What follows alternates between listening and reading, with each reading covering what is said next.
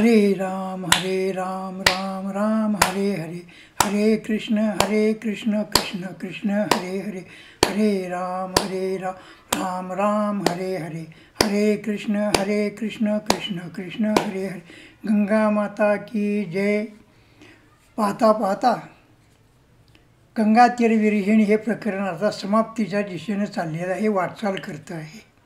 49व्या श्लोकामध्ये आप्पा म्हणतात, मागे एका अवतारी शंतनूची होऊनी नारी, वाढविलास पृथ्वीवरी वंश कौरव पांडवांचा.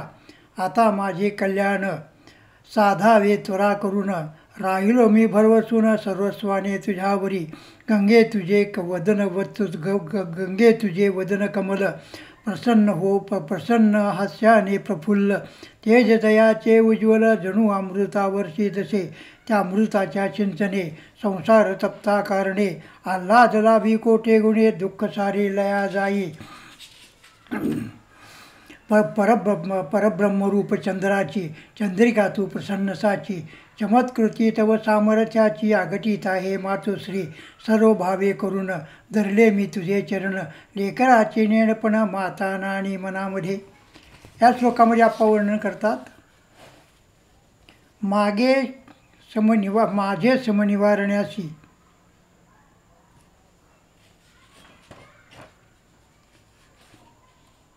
सामर्थ्य नाही कोणाशी.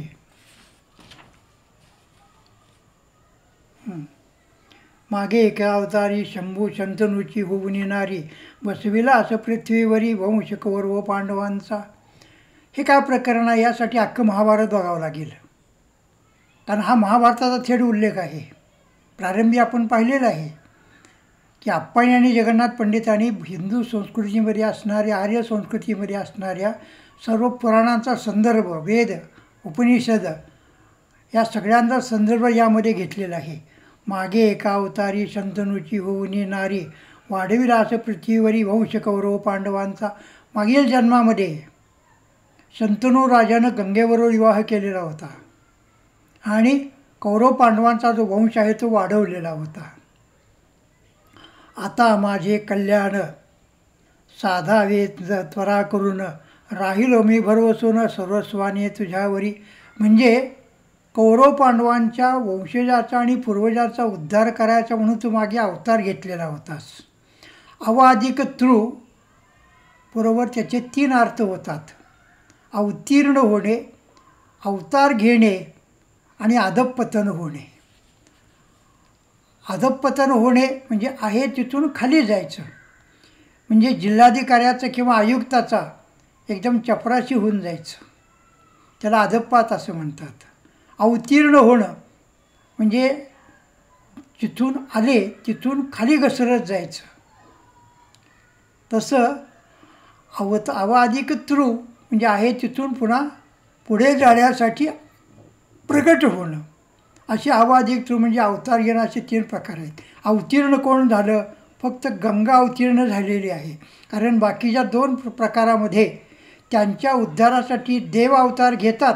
नसेल तर पुण्यप्रभावाने हे पुन्हा देवत्वामध्ये विलीन होऊन जातात, म्हणजे जिथून येतात तिथं परत जातात. तसं गंगेचं नाही आहे. गंगा ही कशी आहे, अवतीर्ण झाली स्वर्गातून पृथ्वीलोकी आणि पृथ्वीतून पाताळामध्ये, पाताळातून पुन्हा ती स्वर्गात गेलेली नाही अजिबात. तसा हा प्रकार सगळा आपल्याला पाहायला मिळतो. पण हा विचार आर्य संस्कृतीमध्ये आहे आणि जगातल्या इतर संस्कृतीत नाही असं नाही आहे. अहो, बायबलमध्ये सुद्धा उल्लेख केलेला आहे. काय म्हणतात ते? And immortal spirit returns to God who gave it being. Immortal म्हणजे अमर, अमर असणारा आत्मा जिथून येतो तिथे तो परत जात असतो. हा विचार आपल्या संस्कृतीमध्ये आहे. आपल्याला माहीतच आहे, कानोपात्राचा अभंग आहे, मोकलोनी असं जाहले उदास घेई कानोपात्रे सरदयात. संत नामदेव महाराजांचे नाटाचे अभंग आहेत, म्हणजे भगवंताला त्यांनी विनंती केलेली आहे. तेव्हा जिथून आले तिथं ते परत जातात. पण गीतेच्या 15 अध्यायाची सुरुवात आहे, ऊर्ध्वमूल मदशा कमाश्वत्थम प्रावरव्ययम छंदांशी यस्य पर्णानि यत् संवेद सवेदवित. हा जो मानवी जीवनाचा वृक्ष आहे त्याच्या मुळ्या वर आहेत आणि खोड, फांद्या आणि पानं ही खाली आहेत. तसं मागे एका अवतारामध्ये गंगा ही अवतरलेली होती. जी शंतनूची नारी म्हणजे विवाहित स्त्री झालेली होती, धर्मपत्नी बनलेली होती. पुढं केलं काय त्यांनी? कौरव आणि पांडव यांचा वंश हा वाढवलेला होता. कशासाठी? म्हणजे कौरव पांडवांच्या वंशजांचा उद्धार व्हावा, पूर्वजांचा उद्धार व्हावा म्हणून तू अवतार घेतला होतास. आता तुला अवतार घ्यायचा नाही आहे, तू वाती आहेसच. आता माझे कल्याण. आता शब्द फार अवघड आहे बरं का. वाटतं आपल्याला आता शब्द काय. माझ्या गुरूंचे वडील, माझे गुरु म्हणजे ब्रह्मलीन हरिभक्तपरायण भानदास महाराज देगलूरकर, त्यांचे वडील त्यांना कौटुंबिक जीवनामध्ये नाना असं म्हणत असत, म्हणजे धुंडा महाराज. ज्ञानेश्वरीच्या शेवटी पसायदान आहे आणि त्यातल्या पसायदान शब्दातल्या पहिला शब्द, पसायदान रचनेतील पहिला शब्द आहे तो आता. आता विश्वात्मके देवे येणे वाग्यज्ञे तोसावे. त्यातल्या आता शब्दावरती 15 दिवस प्रवचन करत होते. याचा अर्थ 15 दिवस, अहोरात्र नव्हे, 15 तास, रोज एक एक तास. शब्द कुठला? फक्त आत्ता. आपल्याला वाटतं आता शब्दात काय आहे हो, आता खूप आहे हो. आत्ता आठवण आली वय माझी, एवढे दिवस कधी आली नाही अजिबात. सगळ्याच्या शेवटी आमच्याकडे पत्रिका द्यायला आला का आता आठवण आली काय. पहिल्यांदा याला काय झालं होतं, शेजारी राहत असून सुद्धा काय झालं काय झालं, मी दवाखान्यात गेलो होतो आणि ते वारले. अहो मी आत्ता गेलो होतो. पहिला म्हणतो मी आत्ता गेलो होतो त्यावेळी ते होते, आणि दुसरा म्हणतो मी आत्ता गेलो होतो आता ते गेलेले आहेत. असे खूप संदर्भ व्यवहाराचे त्यांनी सांगितलेले आहेत. असं आहे, स्टोव्हवर किंवा चुलीवरती वायूवरती ते भांडं ठेवल्यानंतर, शेगडीवरती भांडं ठेवल्यानंतर त्यात तेल घालावं लागतं, आणि तेल घातलं की लगेच त्यात मोहरी टाकायची असते. नाहीतर आता टाक लगेच, नाही टाकलं तर तेल जळून जाईल. तेव्हा आता या शब्दाला फार महत्त्व आहे हो. असं पहा, जेवण झालं आहे आणि पान सुपारी खायची आहे. कधी खायची? जेवढं की आत्ता खातो ना, का जेवायचं 10 मिनटानंतर अर्ध्या पाऊण तासानं पुन्हा अर्ध्या पाऊण तासानं पान सुपारी खायची काय, असं कधी होतं? असं तात्काळ. म्हणून काय म्हणतात पहा, आता माझे कल्याण. म्हणजे कौरव पांडवांच्या वंशजाचा उद्धार केलाच म्हणून तू अवतार घेतलेला होतास. आता माझा उद्धार करायचा आहे, माझं कल्याण करायचं आहे. आपल्याला कल्याण काय माहिती आहे? मुंबईतलं एक उपनगर. कल्याण म्हणलं की भिवंडी आठवते. कल्याण वेगळं आणि भिवंडी वेगळं. कल्याण म्हणतं आणखीन कोण आठवतं? समर्थ रामदास स्वामी यांचा एक शिष्य होता, त्याचं नाव होतं कल्याण. कल्याण नाव काय ठेवलं होतं? जगाचं कल्याण करण्याचं काम त्याच्या हातून होणार होतं म्हणून त्याचं नाव कल्याण असं ठेवलेलं होतं. आता माझे कल्याण साधावे त्वरा करून. त्वरा म्हणजे गडबडीने, फार उशीर करता कामा नये, लगेचच, तात्काळ. राहिलो मी भरवसून सर्वस्वाने तुझ्यावरी. तात्काळ किंवा ताबडतोब, लवकरात लवकर. तात्काळ हे काय हो? तात्काळ म्हणलं की आपल्याला आगगाडीचं तिकीट आठवतं. एका अर्थी तो कधी आगगाडीच्या खात्याचा काळा बाजार आहे. आपल्याच वाहनातली जागा अडवून ठेवायची आणि अगदी गाडी निघायच्या वेळेला थोड्या वेळापूर्वी थोडे पैसे घ्यायचे आणि मग त्याचं आरक्षण देऊन टाकायचं. हा रेल्वेचा काळा बाजार आहे. आता माझे कल्याण साधावे त्वरा करून, गडबडीनं लगबगीनं. राहिलो मी भरवसून सर्वस्वाने तुझ्यावरी. हा संदर्भ मागे सुद्धा एकदा आलेला होता. मी तुझ्यावर भरवसून जगात सगळीकडे जाऊन आलो, सगळ्याकडनं मी आता ठोकरलो गेलो आणि तुझ्याकडे आलेलो आहे. अशा वेळेला तुझं मला नाही जवळ घेतलं, मी कुणाकडे जाणार?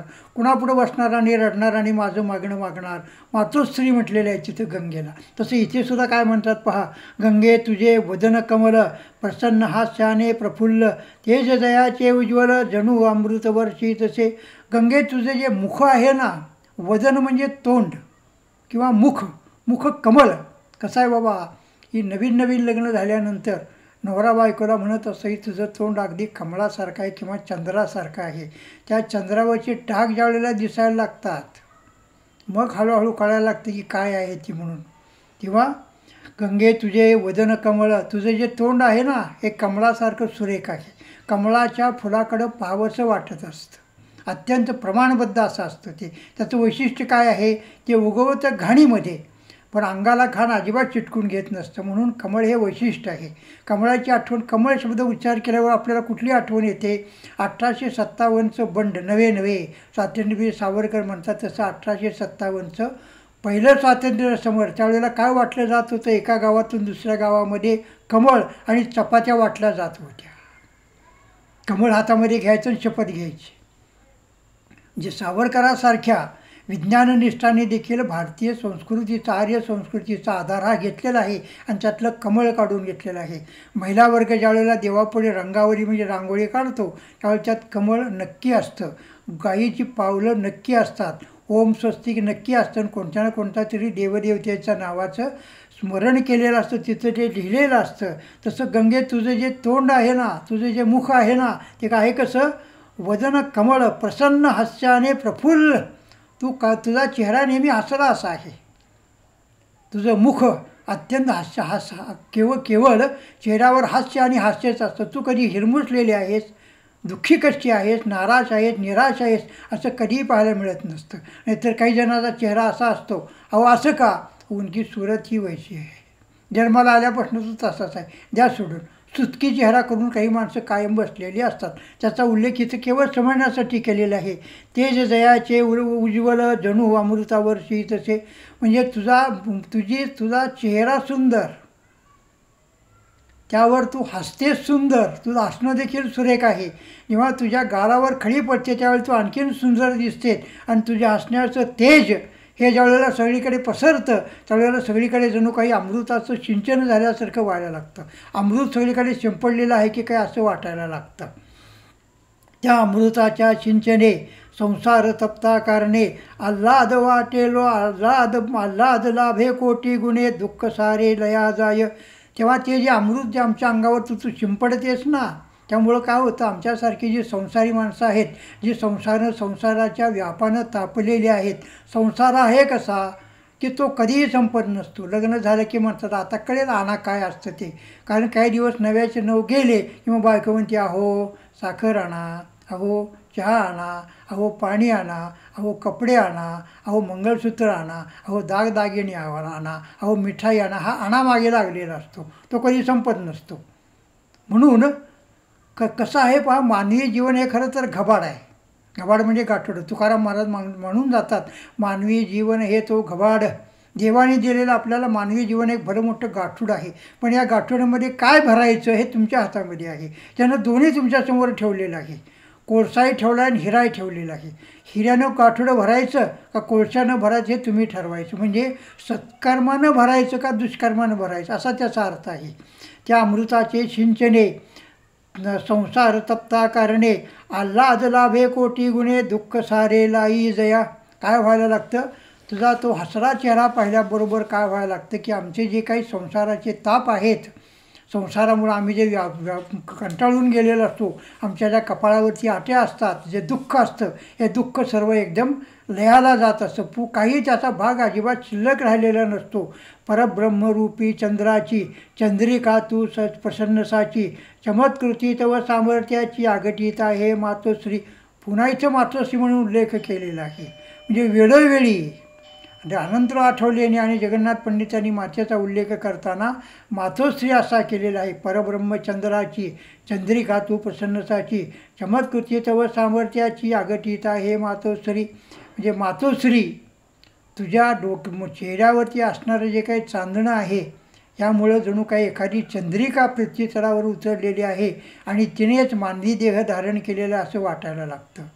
काय पहा, भगवद्गीतेचा शेवटचा अध्यायातला शेवटचा श्लोक आहे, यत्र योगेश्वर कृष्णो यत्र पार्थो धनुर्धरः तत्र श्री विजयोभूती ध्रुवानीती मतिर्मम.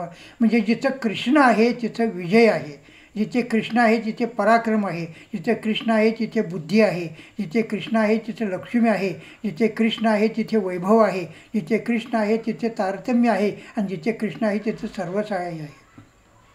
याच्यावर टीका करताना ज्ञानेश्वरीमध्ये ज्ञानेश्वर महाराज म्हणून जातात, चंद्र तेथे चंद्रिका, शंभू तेथे अंबिका, संत तेथे विवेका असणे की जय. म्हणजे जिथं शंकर आहे तिथं पार्वती नक्की असते आणि जिथं चंद्र असतो तिथं चंद्रिका नक्की असते आणि जिथे संत असतात तिथे विवेक नक्कीच असतो. तेव्हा चंद्र तेथे चंद्रिका, शंभू तेथे अंबिका, संत तेथे विवेका असणे की जय. तसं तुझा जो चेहरा आहे हा अत्यंत हसनमुख अशा प्रकारचा आहे आणि त्यामुळं काय होतं आहे, अत्यंत सुरेख आणि सुरेख असं तुझं दर्शन आम्हाला होतं आहे. सर्व भावे करून धरले मी तुझे चरण, लेकर आचेलेन ते पण मातेना आणि मनामध्ये. मुलानं कितीही जरी खोड्या केल्या तरी आई मनावर घेत नसते, त्याकडे दुर्लक्ष करते, लहान आहे म्हणते सोडून देत असते. तसं आता मी पश्चातापानं पोळलेलो आहे आणि तुझ्या पायावरती माझं मस्तक टेकवलेलं आहे. तुझ्याशिवाय मला आता कोणाचीही गती अजिबात नाही. केवळ तू आणि तूच माझा उद्धार करू शकतेस. म्हणून गंगे मी आता तुझ्या पायाशी आलेलो आहे. तुझी स्तुती करण्याचं कारण सर्वार्थानं हेच आहे की तू माझा उद्धार करावास. म्हणून तुला जशी हारिणी किंवा जशा योगिनी असं म्हटलेलं आहे. पुढच्या श्लोकामध्ये आप्पा काय म्हणतात पहा. माझे सम निवारण्याची सामर्थ्य नाही कोणाशी, माझ्या पडती मौनाची धरले पहा मंत्रानी. दिव्य औषधे निस्तेज झाली, देवांची गाळण उडाली. अमृताची चवी गेली, फुटून गेला चिंतामणी. रत्ने झाली निस्तेज, प्रभाव त्यांचा संपे सहज. ऐशा स्थितीत आता मज आधार दुसरा कोण गंगे. तूच देवी समर्थ एक, थोरवी तुझी अलौकिक. पुनीत केला स्वर्गलोक तूच आपल्या तरंगानी. कालियाच्या फणेवरी पाऊले जी नाचली खरी. त्या हरिपदा अत्यादरी आपुल्या जले धुतले तू. संसार सर्प हा विषारी, मजला डंख मारी. त्याच्या विषाने अंबरी अंतरी राग माझ्या पेटली गे. तिचे गंगे तुझ्या विण, कोणी न करी निरसन. गंगा माये धावून त्वरे शांतवी मज लागी. या 50व्या श्लोकामध्ये अनंतराव आठवले म्हणतात. पुन्हा इथे त्यांनी पौराणिक संदर्भ घेतलेला आहे. प्रत्येक श्लोकाला वेद, शास्त्र, पुराण यांचा संदर्भ आहे.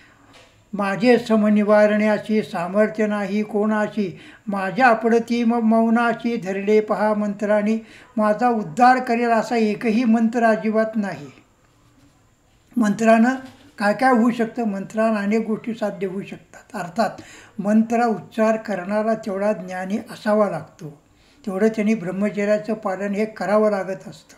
ब्रह्मचर्य याचा अर्थ विवाहित राहूनसुद्धा ब्रह्मचर्य राहता येतं. संभोगाव्यतिरिक्त पत्नीशी केवळ मैत्रीण म्हणून किंवा माता म्हणून राहणं हे खूप अवघड अशी गोष्ट असते. ती कुणाला जमली. विवेकानंदांचे गुरु स्वामी रामकृष्ण परमहंस हे आपल्या पत्नीला शारदा माताच म्हणत असतात. सोपी गोष्ट नाही हो ही. आणि आजकालच्या विषय वाचणाऱ्या बरवटलेल्या जगामध्ये तर पत्नीकडे आई म्हणून पाहणंच सर्वार्थाने अशक्य आणि अहो स्वतःच्या आईचा जिथं सांभाळ करायला नको वाटतो, खुशाल वृद्धाश्रमामध्ये पाठवून देतात. तिथं इतरांचा विचार कोण करायला लागले हो. तेव्हा जगन्नाथ पंडित या श्लोकामध्ये म्हणतात, आप्पा या श्लोकामध्ये म्हणतात, माझे सम निवारण्याची सामर्थ्य नाही कोणाशी, माझ्या पडती मौनाची धरले पहा मंत्रानी. मंत्र देखील आता मौन स्वीकारतात. ते म्हणतात तुझा उद्धार आम्ही करू शकत नाही आणि आमचा उच्चार तू अजिबात करू नकोस. अनेक प्रकारचे मंत्र असतात. पर्जन्य मंत्र आहे, पुत्रकामेष्टी मंत्र आहे. म्हणजे ज्या प्रकारे यज्ञाच्या वेळेला ते मंत्र उच्चारले जातात आणि तो उच्चारणारा तेवढा पवित्र असावा लागतो. त्याचं वर्तन आणि वर्णन हे त्याचं चरित्र आणि चारित्र्य तुतळ्या तांदळासारखं स्वच्छ असावं लागतं, किंबहुना त्याहून जास्त असावं लागतं. कारण मानव हा स्खलनशील प्राणी आहे. आपली पत्नी कितीही जरी सुरेख सुंदर असली तरीसुद्धा रस्त्याने जाता येताना किंवा प्रवासामध्ये एखादी स्त्री पाहिली की त्याच्या मनामध्ये थोडी चलबिचल होती. हे थोडं चलबिचल होणं हे त्याच्या नैतिक अधपतनाला कारणीभूत होत असतं. किंवा सगळ्या प्रकारच्या मंत्राने हात टेकलेले आहेत. म्हणतात आमचा उच्चार करून तुझा उद्धार होणार नाही, आम्ही तुझा उद्धार करू शकत नाही. अहो जिथे देवाने तुझ्यापुढं हात टेकलेले आहेत, महादेवाने जर आपले हात कानावर ठेवले तर आमचा काय उपयोग होणार तुला. दिव्य औषधे निस्तेज झाली. वेगवेगळ्या प्रकारची दिव्य औषधं होती. सामान्य औषधांनी जर रोग बरा होत नसेल, व्याधी बरी होत नसेल, आजार बरा होत नसेल तर मग दिव्य औषधी लावतात. पण जगन्नाथ पंडित वर्णन करतात की माझ्या या रोगाला कुठल्याही प्रकारचं दिव्य औषध अजिबात नाही. औषधावर म्हणजे औषध शरीरावर लावल्याबरोबर काय होतं आहे, औषधाचा गुणधर्म नाहीसा होऊन जातो आहे. नुसता औषधाचा गुणधर्म नष्ट होतो असं नव्हे, देवांची गाळण उडाली, देवांची देखील गडबड उडालेली आहे. काय करावं आता, ह्याला कसा काय उद्धार करावा. म्हणजे देव देखील गडबडून गेलेले आहेत. आणखीन काय हो, चवी गेली अमृताची सुद्धा चव निघून गेलेली आहे. म्हणजे अमृत देखील सर्वार्थानं बेचव आणि बेचव झालं. कशामुळं, मी प्राशन केल्यामुळं. फुटवून गेला चिंतामणी.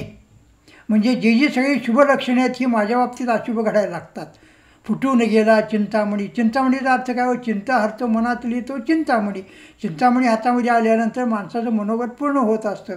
कल्पवृक्षाखाली भरल्यानंतर सगळं काही मनोगत पूर्ण होत असतं. तसं कामधेनू आल्यानंतर सगळ्या प्रकारच्या इच्छा पूर्ण होतात. पण मी काय केलं, माझा उद्धार व्हावा म्हणून मी हातामध्ये चिंतामणी घेतला आणि तो चिंतामणी एकदम फुटून गेला. आणखीन काय पहा, रत्ने झाली निस्तेज. वेगवेगळ्या प्रकारची रत्नं आहेत, ही रत्नं देखील निस्तेज होऊन गेलेली आहेत. खरं तर रत्नं आहेत किती? संस्कृत सुभाषितकार सांगतात, पृथिव्यां त्रीणि रत्नानि जलमन्यं सुभाषितं मूढैः पाषाणखंडेषु रत्नसंज्ञा विधीयते. पृथ्वी तलावरती 3च रत्नं आहेत. एक आहे पृथिव्यां त्रीणि रत्नानि, जल, अन्न आणि सुभाषित, ही रत्नं आहेत. मूढैः म्हणजे मूर्खानी दगडाच्या तुकड्याला रत्न असं नाव देऊन टाकलेलं आहे. तेव्हा काय म्हणतात पहा, रत्ने झाली निस्तेज. म्हणजे रत्नाचं देखील तेज, प्रभा ही सर्वार्थानं नष्ट आणि नष्ट होऊन गेलेली आहे. प्रभाव व त्यांचा संपे सहज, त्यांचा प्रभाव पूर्णपणे संपून गेलेला आहे. ऐशा स्थितीत आता मज आधार दुसरा कोण गंगे. अशा वेळेला तुझ्याशिवाय मला कोणाचाही अजिबात आधार नाही आहे. म्हणजे मी कुणाकडे जावं, कुणाच्या मांडीवरची डोकं ठेवावं आणि कोणाच्या समोर बसून रडावं आणि मागणं मागावं, असं एकमेव ठिकाण आहे आणि ते म्हणजे तू आणि तू आहेस. तूच देवी समर्थ एक, थोरवी तुझी अलौकिक. पुनीत केला स्वर्गलोक तूच आपल्या तरंगाने. तेव्हा गंगे तूच केवळ पावन आणि पावन करणारी आहेस. सर्वांचं मंगल करतेस, सर्वांना पापमुक्त करतेस. तसं मलासुद्धा कर, कारण तू काय केलेलं आहेस, स्वर्गलोकातून तू वाहत येताना स्वर्गाला देखील पावन केलेलं आहे. काय म्हणतात पहा, पुनीत केला स्वर्गलोक. पुनीत म्हणजे पवित्र, मंगल, शुभ, होली, ऑस्पिशियस. देवी तूच समर्थ एक, थोरवी तुझ्या लौकिक. पुनीत केला स्वर्गलोक तूच आपल्या तरंगाने. केवळ तुझ्या तरंगाने स्वर्ग पावन होऊन गेलेला आहे. कालियाच्या फणेवरी पाऊले जी नाचली खरी, त्या हरिपदा त्यादरी आपुली जले धुतलीत्वा. भगवान श्री विष्णू म्हणजेच भगवान श्री शंकर, भगवान श्रीकृष्णाने कालियाच्या मस्तकावरती नृत्य केलेलं होतं. ती पावलं त्याच्या मस्तकावरती उमटली आणि सांगितलं की आता तू कुठेही जरी गेलास तरी गरुडापासून तुला निर्भय आहे. गरुडाला तू अजिबात भिवू नकोस. कारण का, तर तुझ्या मस्तकावरती माझी पावलं उमटलेली आहेत. भगवान श्रीकृष्ण म्हणजेच भगवान श्रीहरी म्हणजेच भगवान श्री विष्णूची पावलं तिथं उमटलेली आहेत. तसं विष्णूची पावलं जिथे जिथं उमटली त्याला विष्णुपद असं म्हणतात. विष्णूचं एक पाऊल आहे गयेला आणि विष्णू म्हणजे भगवान श्रीहरी, भगवान श्रीहरी किंवा श्रीहरी भगवान श्रीकृष्ण यांची पावलं पंढरपूरला विष्णुपद या ठिकाणी उमटलेली आहेत. पहा, त्याच्यावरती सुंदर अशा प्रकारचं पुस्तक 1-1.5 वर्ष अभ्यास करून मी लिहिण्याचा प्रयत्न केलेला आहे. विष्णुपद महात्म्य असं त्याचं नाव आहे. पैसा कमवण्याचा उद्देश अजिबात नव्हता. या निमित्तानं आपला जो काही अभ्यास झाला आणि मातेच्या मनामध्ये इच्छा होती. मी 3रीच असल्यापासून विष्णुपदाला जात होतो. मातेची इच्छा होती की याच्याविषयी काही ना काहीतरी ती लिहावंच. ती मातेची इच्छा मी पूर्ण करण्याचा प्रयत्न केलेला आहे. तेव्हा ह्या हरीची पावलं, विष्णूची पावलं कालियाच्या फण्यावरती उमटलेली आहेत. ऐसा प्रभाव आहे. तू कालियाच्या फणेवरी पाऊले जी नाचली खरी, त्या हरिपदा त्यादरी आपुल्या शिरी धुतले तू. म्हणजे तुझ्या पाण्यानं हरीची पावलं धुतलेली आहेस. तुझ्या तुझ्या पाण्याने, तुझ्या जलाने, तुझ्या जलधारेने श्रीहरीची पावलं धुतलेली आहेत, विष्णूची पावलं धुतलेली आहेत. म्हणजे तुला पावित्र्य किती मिळालेले पहा. जगामध्ये अनेक नद्या असून देखील केवळ विष्णूची पावलं धुण्याचं भाग्य हे तुला आणि तुलाच प्राप्त झालेलं आहे. संसार सर्प हा विषारी. संसाराला सर्पाची उपमा दिलेली आहे. आणि सर्प कशा असतात, बहुसंख्य सर्प हे विषारी असतात. बिनविषारी साप कमी, विषारी साप जास्त आहेत.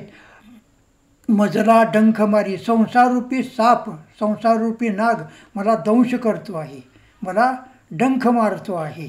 त्याच्या विषाने अंतरी आग माझ्या पेटली गे. म्हणजे हा संसाररूपी नाग किंवा संसाररूपी साप मला दंश करत असल्यामुळं माझ्या देहामध्ये, माझ्या शरीरामध्ये शरीराचा दाह होतो आहे. जणू काही एखादं विष प्राशन केल्यासारखं गरमागरम होऊन जावं, कोलाहल होऊन जावं किंवा शरीर हे सर्वार्थानं तप्त होऊन जावं, तसं माझं शरीर तप्त होऊन गेलेलं आहे. तिचे गंगे तुझ्या विण कोणी करी ग निरसन गंगा माये धावून त्वरे शांतवी मज लागी. तेव्हा गंगे आता तू काय कर, धावून ये. माझा उद्धार करायचा आहे, मला शांत आणि शांत करायचं आहे, मला उचलून घ्यायचं आहे. उचलून घेताना तुझ्या डोक्यावरचं किरीट आणि किरीटामध्ये असणारा चंद्र हाही सावरून ठेव, खाली पडण्याची शक्यता आहे. चेहराही नीट व्यवस्थित गुंडाळ आणि पदर देखील खोचणं आवश्यक आहे. गंगे तिचे गंगे तुझ्या विण कोण करी गे निरसन. निरसन करायचं म्हणजे काय करायचं आहे, ते सारं नष्ट करून टाकायचे. काय नष्ट करून टाकायचं आहे आणि काय करायचं आहे, त्वरे शांतवी मज लागी. मला शांत आणि शांत करायचं आहे. म्हणजे मी जे काही कामक्रोधानं, विशेषतः क्रोधारूपिणी किंवा आजपर्यंत मी कुठल्याही प्रकारचं पुण्यकर्म केलेलं नाही आणि आता माझ्या हातून केवळ तुझ्या पात्रामध्ये स्नान करण्याचा योग हा योगायोगानं घडून आलेला आहे. म्हणून माझा उद्धार करण्याचे काम आता तुझ्यावरती आलेलं आहे. तुझी आता कसोटी आहे. बघू, आजपर्यंत तुझा नावलौकिक आहे की तुला पतित पावन असं म्हणतात. पतितांचा तू उद्धार करणारी आहेस असं मी ऐकलेलं होतं, म्हणून मी आता तुझ्याकडे आलेलो आहे. आता तू माझा उद्धार करणे आवश्यक आहे. अहो, संतांच्या अभंगाची रचनाच मुळी अशी आहे पहा. पतित पावन नाम ऐकून मी आलो मी द्वारा आणि पतित पावन नव्हेश म्हणून जातो माघारा. पतित पावन नाम तुझला ठेवी येले कोणी. नामदेवरायाचा अभंग आहे. नामदेव महाराज विठ्ठलाला म्हणतात, अरे तू पतितांचा उद्धार करणार आहेस, मी तुझ्याकडे आलेलो होतो. तू जर माझा उद्धार करणार नसशील तर पतितांचा पावन करणारा तू आहेस हे सर्वार्थानं खोटं आणि खोटं आहे. मी तुझ्या दारामध्ये उगाच आलो. खरं तर भगवंताच्या दारामध्ये जायचं साधी सोपी गोष्ट नाही आहे. एक तर भगवंताचं दार कळावं लागतं, भगवंत कळावं लागतं, मग भगवंताचं दार कळावं लागतं. तिथपर्यंत सजीव रूपामध्ये जावं लागतं आणि त्याला पाहिल्यानंतर काय मागावं हे सुचावं लागत असतं. तेव्हा गंगे, आता मी तुझ्या काठावरती येऊन बसलेलो आहे, तुझी माती कपाळावरती लावलेली आहे, तुझं जलप्राशन केलेलं आहे.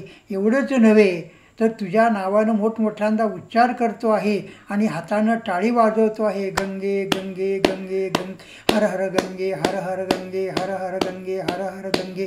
जे भजन स्वामी विवेकानंद देशात आणि परदेशात करत होते, तेव्हा अशा प्रकारचं भजन मी करतो आहे. तेव्हा गंगे, आता तू माझा उद्धार करणं हे सर्वार्थानं तुझ्या हातामध्ये आहे. मी पश्चातापानं पूर्णपणे पोळलेलो आहे. कुठल्याही प्रकारचे मंत्र, कुठल्याही प्रकारचा देव माझ्याकडं पाहायला तयार नाही. मला पाहिलं की देव खाली मान घालतात. मंत्राने खाली मान घातलेला आहे, माझा झिडकार केलेला आहे. तेव्हा गंगे, तुझं कौतुक आहे, कारण माझा उद्धार कर. माझा उद्धार करण्यामध्ये तुझं नाव लौकिक आहे, जे आहे त्यामध्ये आणखीन भर पडणार आहे. तुझी कीर्ती आणखीन दिगंताने दिगंताची होत राहणार आहे. की आजपर्यंत गंगेनं अनेकांचा उद्धार केला, पण जगन्नाथ पंडिताचा उद्धार देखील गंगेनंच केलेला आहे. म्हणजे जे काम, जी कृती, जे कर्तव्य, जे कर्म इतर कुठल्याही नदीला करता आलेलं नाही, ते कर्म गंगेनं केलेलं आहे. म्हणून गंगे, तुझा नावलौकिक उत्तर जास्त आणि जास्त वाढतच जाईल. तेव्हा गंगेविषयी जेवढं सांगावं तेवढं कमी आहे, एवढं गावं तेवढं कमी आहे. खरं तर हे सगळं का नाही, सवाद्य सादर करणे हे सर्वात आवश्यक असं असतं.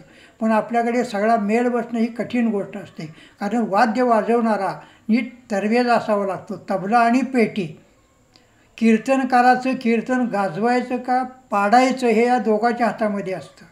कीर्तनकाराचं कीर्तन हे सर्वार्थानं उत्तम करायचं का वाईट करायचं हे त्यांच्या हातामध्ये असतं. कारण कीर्तनकारानं उच्चारलेलं पद हे पेटीवाल्याने नीट वाजवावं लागतं आणि तबलेवाल्याने त्याला चांगली साथ द्यावी लागत असते. नंतर तबला पेटी यांची साथ जर नसेल तर कीर्तनकाराचं कीर्तन कधीही चांगलं होत नसतं. तबला पेटीची साथ कधी चांगली असते, एकमेकाला कधी सांभाळून घेतात. शंकर पाटलांचं जे धिंड नावाचं जे आहे ना कथा, त्या कथेमध्ये त्यांनी वर्णन केलं आहे बघा.